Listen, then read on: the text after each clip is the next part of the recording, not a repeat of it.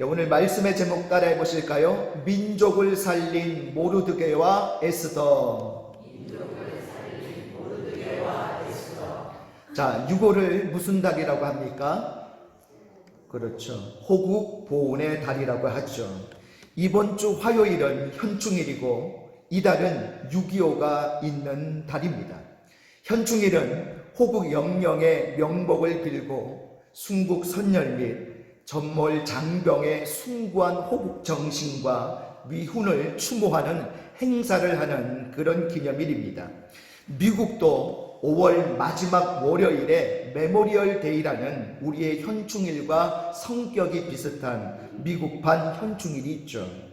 우리나라는 1948년 8월에 정부 수립 후에 2년도 채 못 되어서 6.25 동란을 맞았고 이때 40만 명 이상의 국군이 사망을 하게 됩니다. 1953년 휴전이 성립된 뒤 3년이 지나 어느 정도 안정을 찾게 되자 정부는 1956년 4월 대통령령 제1145호로 관공서 공휴일에 관한 건을 개정해서 매년 6월 6일을 현충일로 지정하여 공휴일로 정하고 국가보훈처가 주관이 되어서 기념 행사를 행하는데요. 서울에서는 국립묘지에서 행해지고 있습니다. 추모 대상은 6.25 동란에 전사한 국군뿐만 아니라 우리나라를 지키기 위하여 목숨을 바친 모든 선열의 넋을 기리고 있습니다. 자, 이처럼 우리나라에 6.25가 있었듯이 성경에도 이스라엘 민족이 송두리째 사라질 위기에 처한 적이 있었습니다. 이스라엘이 나라를 잃어버리고 바벨론 제국의 포로가 되어서 노예 생활을 한 지도 70년의 세월이 흘러가고 있었습니다. 당시 세상 판도는 새롭게 등장한 바사, 페르시아죠. 이 바사 제국이 바벨론을 정복하고 세계적으로 패권을 잡고 있었습니다. 새로운 이 제국의 통치자인 고레스는요, 유대인들에게 해방령을 내리게 돼요. 그 후에 유대인들은 수룹바벨을 중심으로 해서 1차 귀국을 하게 되었고 제2차 귀국이 이제 에스라의 인솔로 준비되어 가는 중에 여전히 바사 제국에 남아있던 이 유대인들에게 생각지도 못했던 그런 일대 위기가 찾아오고 말았던 것입니다.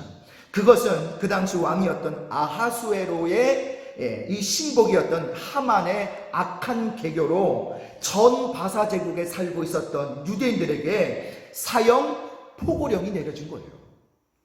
피 맺힌 바벨론 70년간의 포로 생활이 끝이 나고 꿈에도 그리워하던 이 조국 산천과 예루살렘의 시온성을 이제 찾을 소망에 꿈이 부풀어 있던 유대인들에게는 실로 절망과 슬픔과 탄식의 사건이 아닐 수 없었습니다. 자, 그 당시 이 하만이라는 사람은요, 나라에서 왕 다음으로 두 번째의 권세를 가지고 있었던 막강한 인물이었습니다. 그가 길거리에 지나가잖아요. 모든 사람들이 이 하만 앞에 무릎을 꿇고 머리를 조아립니다. 그가 왕궁에 들어올 때에도 모든 신하들이 그 앞에서 굽실거려요. 그런데 유독 하만에게 절하지 않고 꿋꿋하게 서 있는 한 사람이 있었는데 그가 바로 누굽니까? 유대 사람 모르드게라는 사람이에요.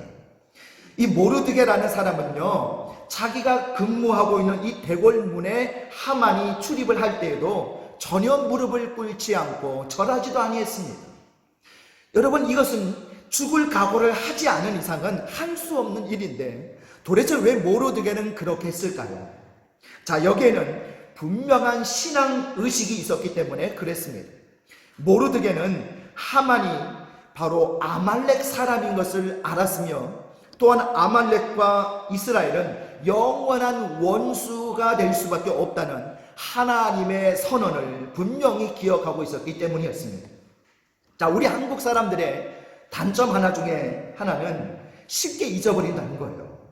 자, 어떻게 보면 긍정적인 것 같지만 다시 보면 부정적인 면도 큽니다. 우리는 일제강점기 시절의 굴욕을 잊어서는 안 됩니다. 또 6.25의 이 비극과 참상도 절대 잊어서는 안 됩니다. 또 우리 신앙인은 하나님의 은혜 또한 결코 잊어서는 안 되는 거죠. 자, 이 사건이 일어난 시기는요, 사울 왕이 아말렉을 살려주었던 때로부터는 약 500년이 지난 세월이었고, 출애굽 때에 아말렉이 이스라엘 백성들을 공격했던 때로부터는 이미 약 900년의 세월이 지난 그런 때였습니다. 자, 이 정도 지난 때라고 한다면 이제는 뭐 서로 다 잊고 살아야 되지 않겠느냐, 좋은 게 좋은 거지 라고 말할 수 있는 먼 과거사가 아닙니까? 그럼에도 불구하고 모르드게는 아말렉 사람은 하나님의 원수고 이스라엘의 원수고, 그래서 당연히 나의 원수다, 그러니 내가 어떻게 그 아말렉 사람 하만에게 절할 수 있으랴, 그런 뚜렷한 역사의식과 신앙의 절개를 가지고 있었기 때문에 죽음을 각오하면서까지 하만에게 무릎 꿇지도 절하지도 않았던 것입니다. 사실 모르드게도 따지고 보면요, 대단한 배경을 가지고 있는 사람이에요. 자, 그가 일찍이 고아가 된 사촌 동생의 딸 이 에스더를 키웠는데, 그 에스더를 왕후로 청거해가지고 결국 왕후가 되게 한, 말하자면 왕의 최측근이 되는 그런 사람이죠. 자, 당시에 유대인이었던 에스더가 왕과 된 것은 이거는 하나님의 기적이었습니다. 자, 그러나 아무리 왕의 최측근이라고 할지라도 하만은 이 모르드게가 자기에게 무릎을 꿇지도 아니하고 절하지도 않는 것에 괘씸하게 생각한 거예요. 그 생각은 시간이 가면 갈수록 더 심화되어서 하만의 자존심이 굉장히 격해져서 나중에는 모르드게뿐만 아니라 아예 그 민족인 유대 민족을 뿌리채 뽑기로 결심을 하게 됩니다. 그는 모르드게를 50규빗이나 되는 이 나무에 매달아서 사형시키려고 계획을 세우게 됐죠. 모르드게가 유다인이기 때문에 이 모르드게가 속해 있는 모든 유다인까지 처단하려는 계획을 가지게 됩니다. 자, 그래서 아하수에로 왕에게 가서 바사국에 있는 이 유다인들이 자신들의 법률을 지키느라 왕이 세우신 법률을 지키지 않는다, 이렇게 고발을 하면서 그들을 처단하게 해달라라고 간청을 하게 돼요. 허락해 주신다면 은 1만 달란트를 왕에게 드리겠다라고 약속을 합니다. 이 큰 금액은요, 유다인들을 죽이고 그들에게서 탈취한 제물로 드리겠다는 그런 속셈이었죠. 결국 아하수에로 왕은요, 하만에게 자신의 왕의 반지를 빼어주면서 이 반지를 가지고 마음대로 하라고 허락을 하고야 맙니다. 하만은 그 반지로 그 당시 아달월, 지금으로 치면 12월인데요 아달월 12월 13일에 하루 동안에 모든 유다인들을 남녀노소 물어나고 진멸하고 그들의 재산을 탈취하라 라는 조서를 써서 누구도 변개할 수 없는 왕의 반지로 도장까지 찍고 그것을 욕절들에게 붙여서 바사 제국에 있는 각 지역에 공고하도록 그렇게 시킵니다. 자, 하루아침에 이 바사에 있는 유다인이 모두 죽게 될 위기에 처하게 된 거죠. 모르드게는 하만이 꾸민 조서에 왕의 도장이 찍혀서 각 지역에 붙여서 공고되었다는 사실을 알고 이제는 이거 어떡합니까? 옷을 찢고 굵은 베옷을 입고 죄를 무릅쓰고 성중에 나가서 대성통곡을 하는 거예요. 조서가 도착한 각 지역마다 그 사실을 알게 된 유다인들이 크게 애통하면서 금식하며 굵은 베옷을 입고 죄에 누워서 하나님 앞에 부르짖기 시작한 거예요. 이제 모르드게는요, 이 위기 앞에서 이제 어떻게 해야 됩니까? 자, 내시를 통해서 에스더에게 이런 말을 하죠. 왕께 나가서 하만의 이 괴계를 알릴 것을 권하게 됩니다. 에스더는 바사의 법이 왕의 호출이 없는데 왕비가 먼저 나가면 안 되는 거예요. 이게 바사의 법입니다. 만약에 왕의 호출이 없는데 왕비가 먼저 나갔는데 왕이 금규, 예전 말은 홀이라고 했는데 이 홀을 내밀지 않으면 어떻게 되냐면 죽임을 당해요. 죽임을 당하게 된다고 했고, 왕이 자기를 부르지 않은 지 이미 오래되어서 30일 동안이나 왕께 나가지 못했다라고 그렇게 이야기를 하죠. 그러자 모르드게는 다시 회답하기를, 너는 왕궁에 있으니 모든 유다인 중에 홀로 목숨을 건지리라 생각하지 말라. 이때에 네가 만일 잠잠하여 말이 없으면 유다인은 다른 데로 말미암아 노임과 구원을 얻으려니와 너와 네 아버지 집은 멸망하리라. 네가 왕후의 자리를 얻은 것이 이때를 위함이 아닌지 누가 알겠느냐라고 그렇게 말을 해요. 이런 말이죠. 비록 네가 왕후가 되어서 왕궁에 있다고 해서 온전할 수 있을 거라고 생각하지 마라. 너도 유대 민족이 다 멸절당하면 너에게도 그 위험이 닥칠 수 있다. 너 혼자만 안전하게 보호받을 수 있을 거라고 생각하지 말라. 그런 뜻이죠. 그렇습니다. 국가가 잘 돼야 회사도 가정도 개인도 잘 되는 거죠. 나라와 민족을 생각하지 않고 자기 욕심만 생각하고 부정부패하고 뇌물을 챙기고 국가의 기강을 어지럽히면 나라도 잘못되고 개인도 잘못되는 것입니다. 우리 개인은요, 공동체 의식을 가지고 나라와 이웃을 생각하고 사회를 생각해야 되는 겁니다. 믿음 생활도 마찬가지예요. 오늘날 성도 한 사람 한 사람이 내 믿음 내가 알아서 하지 이렇게 하면서 교회 잘 나오지도 않고 자신에게 주어진 직분에도 최선을 다하지 않고 신앙생활도 엉터리로 한다면 결코 잘 될 수가 없습니다. 하나님 앞에 주어진 사명을 다 해야 되고 민족과 나라, 교회와 이웃을 생각하며 기도하는 마음의 자세를 가져야 할 줄 믿습니다. 이것이 바로 올바른 그리스도인의 자세죠. 여러분 모세를 보십시오. 우리가 잘 아는 히브리서 11장 24절 25절에 어떤 말씀이 나옵니까? 믿음으로 모세는 장성하여 바로의 공주의 아들이라 칭함받기를 거절하고 도리어 하나님의 백성과 함께 고난받기를 잠시 죄악의 낙을 누리는 것보다 더 좋아했다라고 말씀합니다. 모세는 바로 왕의 딸의 양자가 되어서 한평생 궁전에서 편하게 살 수 있었지만 고난받는 자신의 민족을 먼저 생각하면서 그 민족과 더불어 고난에 동참하기로 결심을 했죠. 그래서 자기 민족의 편을 들었다가 결국 40년을 광야에서 유리하며 염단을 받은 후에 80세가 되어 하나님의 명령으로 민족을 구원하게 됩니다. 여러분, 우리가 편하다고 안정됐다고 더 좋은 것은 아닙니다. 비록 고난이 있다고 할지라도 그 고난을 감당하면 나중에 더 큰 일을 감당할 수 있게 됩니다. 미국의 유명한 록펠러가 이런 말을 했어요. 우리는 누구나 이웃에 대한 책임이 있다고 말했습니다. 나 혼자만 생각해서는 안 된다는 거예요. 이웃도 생각하고 나라도 생각하고 내가 소속된 공동체도 생각해야 된다는 거예요. 미국의 연방 대법관인 윌리엄 더글라스라는 사람이 이런 말을 했습니다. 경제는 고리로 연결되어 있는 하나의 체인과 같다.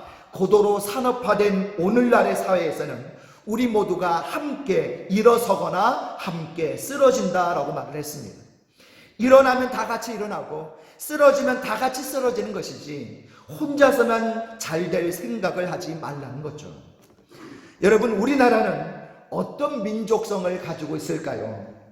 중국 사람들은 나는 죽어도 너는 꼭 살아라 그런 자세로 살아간다고 합니다. 그래서 어디를 가든지 차이나타운을 형성해서 자기 민족끼리 똘똘 뭉쳐가지고 그 안에 강한 경제권을 형성하고 상부상조하며 살아갔죠. 또 유대인들은요, 너는 죽어도 나는 반드시 산다 라는 자세를 가지고 살아간다고 해요.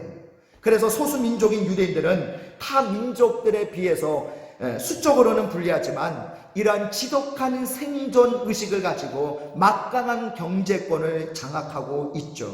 그런데 우리나라 사람들은 어떤 민족성을 가지고 있습니까? 어떻게 해요? 너 죽고 나 죽자라는 자세로 산다는 거예요. 그래서 같은 민족들끼리 서로 싸우고 분열해서 결국 다 같이 망한다는 거예요. 여러분, 이래서는 안 됩니다. 우리는 기독교 정신을 가지고 나 자신뿐만 아니라 이웃을 사랑하고 나라와 민족을 사랑하는 삶을 살아가야 할 줄 믿습니다. 1967년 6월에 중동에서 6.1 전쟁이 일어났었죠. 아랍 연합국과 자금 나라 이스라엘과의 전쟁이었습니다. 그런데 6일 만에 이스라엘이 이 전쟁에서 승리를 거두죠. 그 원인을 살펴봤더니 전쟁이 터졌을 때에 아랍 청년들은 자기 나라에서 소집 영장이 날아오자 어떻게 했느냐? 모두 도망치고 숨었다는 거예요. 그런데 그에 반해 이스라엘 청년들은 전쟁에 참여하기 위해서 자진해서 이스라엘로 모여들었다는 거예요. 그래서 6일 만에 이스라엘은 전 아랍 국가들을 상대로 한 전쟁에서 승리하게 된 겁니다. 애국심과 단결력이 이래서 정말 중요한 거예요. 우리나라 유학생들을 상대로 설문조사를 해보았더니 한국에서 전쟁이 일어나면 귀국하겠느냐? 라는 질문에 56%가 절대로 귀국하지 않겠다. 그렇게 대답을 했다고 해요. 여러분, 나라를 생각하고 이웃을 생각해야 되는 겁니다. 나 혼자 잘 살겠다는 생각은 결국 전체가 다 멸망하는 부정적인 생각이죠.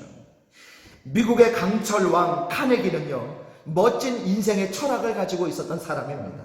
그는 다른 사람들을 부유하게 만들지 않는 사람은 자신도 부자가 될 수 없다라고 말을 했습니다.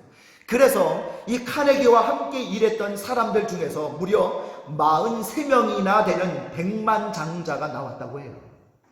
다른 사람을 행복하게 하는 사람은 자신도 행복할 수 있고, 다른 사람을 부자가 되게 하는 사람은 자신도 부자가 될 수 있습니다. 그러나 다른 사람에게 악을 행하는 사람은 그 죄의 결과가 자신에게도 찾아온다는 사실을 우리는 알아야 됩니다. 여러분, 나 혼자 잘 되겠다는 생각을 하지 마시고 항상 이웃을 생각하시기 바랍니다. 이 민족을 생각하시기 바랍니다. 교회를 생각하고 하나님을 생각하고 모든 사람이 다 잘 되는 공동체적인 생각을 하는 저와 여러분 되시기를 바랍니다. 자, 이제 에스더의 결단을 한번 보시기 바랍니다. 에스더 4장 16절에 보면 에스더가 다시 회답을 하는데요, 뭐라고 회답하냐면, 당신은 가서 수산에 있는 유다인들을 다 모으고 나를 위하여 금식하되 밤낮 3일을 금식하는 거예요.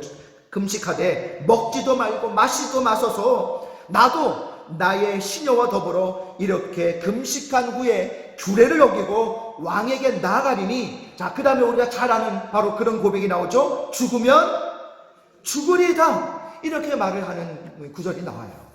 에스더는 자신이 왕후가 된 것이 바로 이 민족의 위기의 때를 위함이라는 사실을 깨닫고 죽으면 죽으리다 라는 결단을 한 것입니다. 얼마나 멋진 신앙입니까? 우리는 각자 이 때를 알고 살아야 되는 거예요.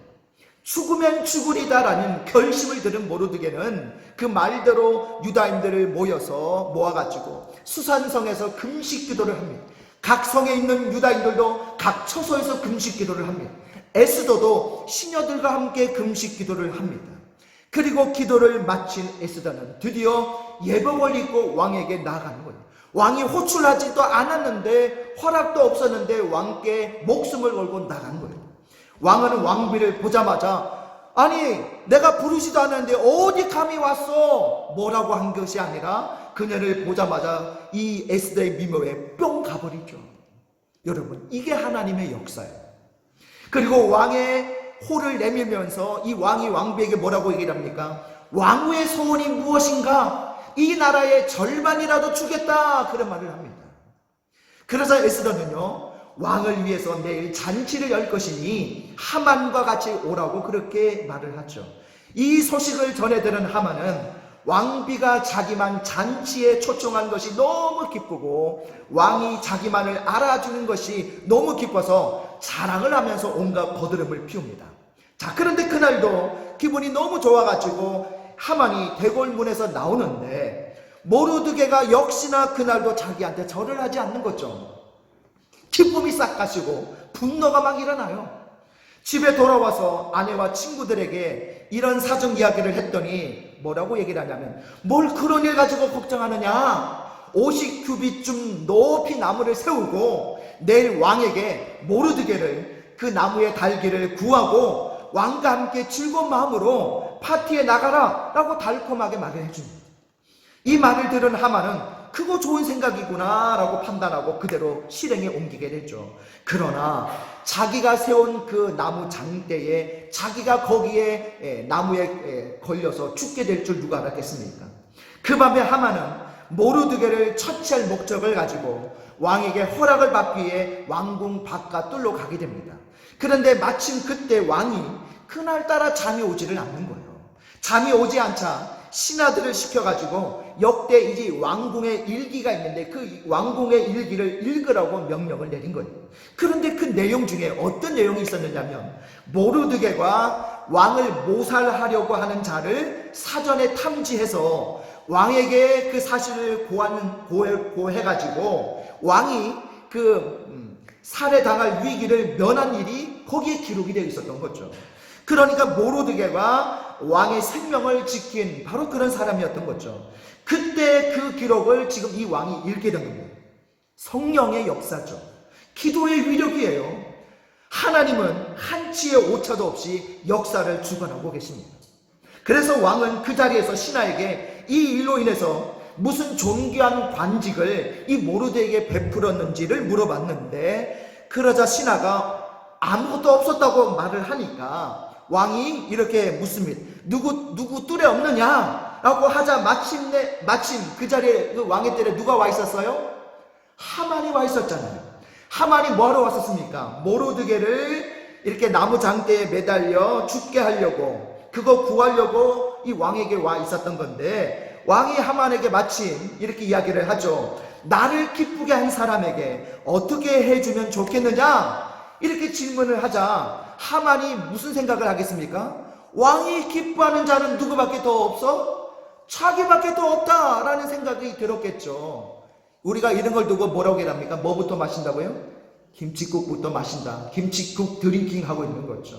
자기밖에 더 없으니 자기라고 생각하고 이 하만이 이렇게 대답을 합니다. 우리 에스더 6장 7절에서 9절을 같이 했습니다. 시작. 왕께 아뢰되 왕께서 사람을 존귀하게 하시려면 왕께서 입으시는 왕복과 왕께서 타시는 말과 머리에 쓰시는 왕관을 가져다가 그 왕복과 말을 왕의 신하 중 가장 존귀한 자의 손에 맡겨서 왕이 존귀하게 하시기를 원하시는 사람에게 옷을 입히고 말을 태워서 성중 거리로 다니며 그 앞에서 반포하여 이르기를 왕이 존귀하게 하기를 원하시는 사람에게는 이같이 할 것이라 하게 하소서 하니라. 자, 그러자 왕이 하만에게 뭐라고 얘기를 해요? 너는 네 말대로 속히 준비해서 누구에게? 모르드게에게 조금도 빠짐없이 그렇게 행하라 라고 명령을 합니다. 어느 전이라고 그 명령을 거역할 수 있겠습니까? 이거 완전히 그냥 혼자 착각하다가 자기가 아닌 거죠. 꼼짝없이 하만은 자기가 죽이려고 한 모르드게를 자기가 직접 말에 태워서 온 성을 끌고 다니면서 왕이 존귀하게 하시기를 원하는 사람에게는 이같이 할 것이라 라고 외치며 다녀야 되는 그런 꼴이 된 거예요. 한순간에 역전이 된 거죠. 그는 집으로 돌아와서 아내에게 자초지종을 말하자 아내는 여보 이제 큰일 났어. 당신이 모르드게 앞에서 이런 굴욕을 당하기 시작했으니 능히 그를 이기지 못하고 분명히 모르드게 앞에서 엎드러지겠어 라고 말을 합니다. 과연 하만은 에스더의 잔치에 초청되었지만 왕비와 유대 민족을 죽이려는 음모가 탄로가 나죠. 그래서 자신이 왕께 죽임을 당하게 될 것을 알고 왕이 잠시 자리를 비운 사이에 왕비인 에스더에게 온갖 애원을 하면서 막 살려달라고 붙잡고 있는데 마침 잠시 나갔던 왕이 다시 들어온 거예요. 그런데 그 장면을 보고 왕이 뭐라고 생각했냐면 어허? 이것 봐라. 감히 하만이 에스더를 거팔하려고 해? 너 이놈! 그 장면을 보고 지금 하만은 자기 살려달라고 붙잡고 애원하고 있는 것인데 왕이 봤을 때 자기 왕후를 거팔하려고 하는 것으로 보게 된 거예요. 그래서 왕이 명령을 내리죠. 저 하만을 자기가 세웠던 50규빗의 나무에 달려 죽게 하라 명령을 내립니다. 그리고 모든 유다인들을 한날에 죽게 하려는 이 조서가 내려져 있었잖아요. 그런데 그 조서를 변경해서 하만을 따르던 모든 아말렉 족속을 유다인들이 반대로 그날에 모두 진멸하도록 공고를 다시 내리게 돼요. 그로 인해서 유다인들은 자신들이 죽게 될 날에 오히려 살게 되고 오히려 아말렉 원수들을 합법적으로 진멸할 수가 있게 된 거예요. 할렐루야. 여러분, 하나님의 백성은요 언제 어디서 무슨 일이 있다 할지라도 하나님의 손길이 보호해 주심을 믿으시기 바랍니다. 하만이 죽고 나서 이제 에스더가 왕에게 모르드게에 대한 이야기를 하자 하만에게서 거둔 반지를 모르드게에게 주면서 그를 국무총리에 세우고요, 유대 민족에게 해방을 선포하게 됩니다. 한마디로 유대인들에게는 눈물이 변하여 기쁨이 되었고, 절망이 변하여 소망이 되었고, 통곡과 탄식이 변하여 노래와 춤이 된 거죠. 이 사건을 계기로 유대인들에게는 새로운 경축일이 생기게 되었는데, 그것이 바로 부림절이라는 절기가 생기게 된 거예요. 부림의 뜻이 뭐냐면 기란날이라는 뜻입니다. 기란날. 지금도 유대인들은 이 부림절 절기를 지키고 있는데, 민족의 위기 때에 하나님 앞에 금식하며 기도함으로 살게 된 이날을 기념하고 있는 거죠. 그러면 우리 화면 보시면서 부림절을 통해 우리에게 무엇을 말씀하고 있습니까? 첫 번째 따라해 보실까요? 모르드게처럼 우상에게 무릎 꿇지 말라. 자, 모르드게가 하만에게 무릎 꿇지 않고 절하지 않은 이유는 하나님을 섬기는 유대인이기 때문이죠. 마찬가지로 우리가 우상에게 절하지 않고 무릎 꿇지 않는 것은 우리는 하나님을 믿는 백성이기 때문입니다. 일제강점기 때에 수많은 하나님의 종들이 신사참배를 거부하다가 순교를 당했고 곤욕을 치렀죠. 대표적인 순교자가 누가 있습니까? 손양원 목사님, 주기철 목사님이 있습니다. 바로 신앙의 절개를 지키기에 목숨을 버렸죠. 당시 많은 유대인들도 바벨론의 포로로 잡혀갔으나 그들은 끝까지 신앙을 지켰습니다. 느부갓네살 왕이 금 신상을 만들어 놓고 경배하라고 할 때에 사드락, 메삭, 아벤느고는 생명을 아끼지 않고 이를 거부하다가 풀무불 속에 들어가지 않습니까? 다리오 왕 때 다니엘은 사자굴에 집어 넣는다라는 왕의 인장이 찍힌 것을 알고도 그전처럼 똑같이 하루에 3번씩 예루살렘을 향하여 기도하는 일을 멈추지 않았습니다.